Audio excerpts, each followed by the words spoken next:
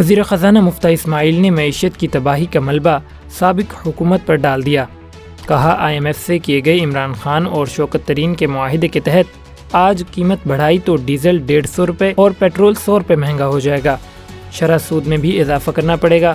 یہ ہر جگہ بارودی سرنگیں بچھا کر گئے ہیں۔ مفتیٰ اسماعیل نے کہا کہ شوکت ترین جھوٹ بولتے ہیں، پیسے چھوڑ کر گئے ہیں تو بتائیں کہ کدھر ہیں۔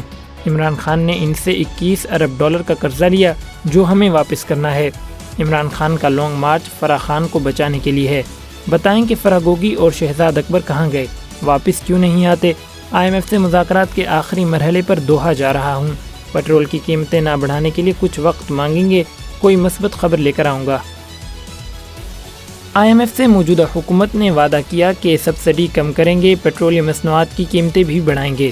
سابق وزیر خزانہ شوکت ترین کی مفتیٰ اسماعیل کے بیان کی تردید، کہتے ہیں کہ حکومت حواس باختہ ہو گئی ہے، انہیں سمجھ میں نہیں آ رہا کہ معیشت کیسے چلائیں۔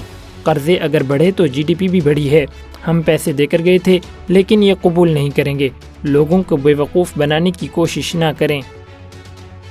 عمران خان کو ملک میں انتشار نہیں پھیلانے دیں گے، وہ خانہ جنگی چاہتا ہے تو یہ اس کی بھول ہوگی، قوم یہ سازش ناکام بنائے گی، تمہارا گریباں ہوگا اور اس قوم کا ہاتھ ہوگا۔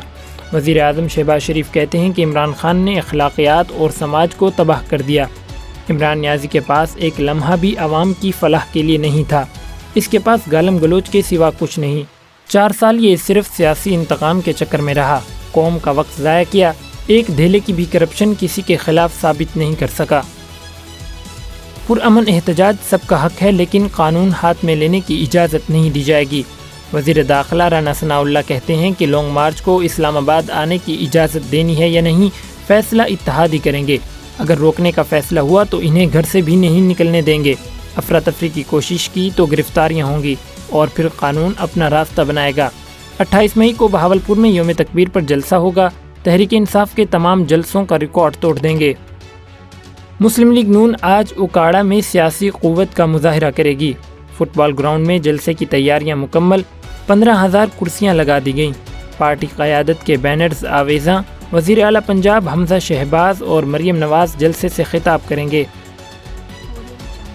چولستان میں 41 دن تک غیر معمولی ہیٹ ویو قہر ڈھاتی رہی، حکومت سمیت تمام ادارے سوتے رہے، انسانی المیہ جنم لینے کا خدشہ ابھی بھی موجود ہے۔ محکمہ موسمیات نے رپورٹ جاری کر دی، 11 مارچ سے 19 اپریل تک درجہ حرارت معمول سے 5 سے 11 ڈگری زیادہ رہا۔ شدید گرمی سے پودے، آبی ذخائر اور مویشی شدید متاثر ہوئے۔ گرمی کی لہر کے دوران 3.5 ملی لیٹر تک یومیہ آبی بخارات منتقل ہوتے رہے۔ معمول سے زیادہ آبی بخارات کی منتقلی سے مٹی کی نمی، پانی کے وسائل متاثر ہوئے۔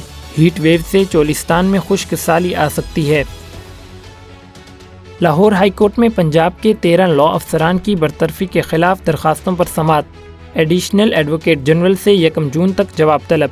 عدالت نے نئی تقرریوں کو عدالتی فیصلے سے مشروط کرنے کی استدعا مسترد کر دی۔ چیف جسٹس سمیر بھٹی نے ریمارکس دیے کہ کیس بنتا ہوا تو برطرفی کالعدم قرار دوں گا۔ حکومت کس طرح اور کیوں تبدیل ہوئی یہ سوچنا سیاستدان کا کام ہے، سیاسی وکلا کا نہیں۔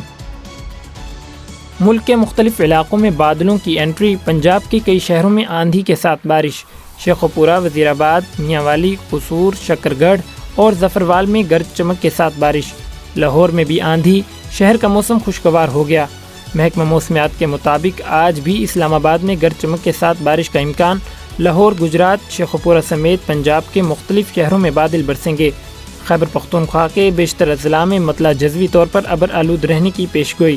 سندھ کے بیشتر علاقوں میں موسم گرم اور خشک رہے گا۔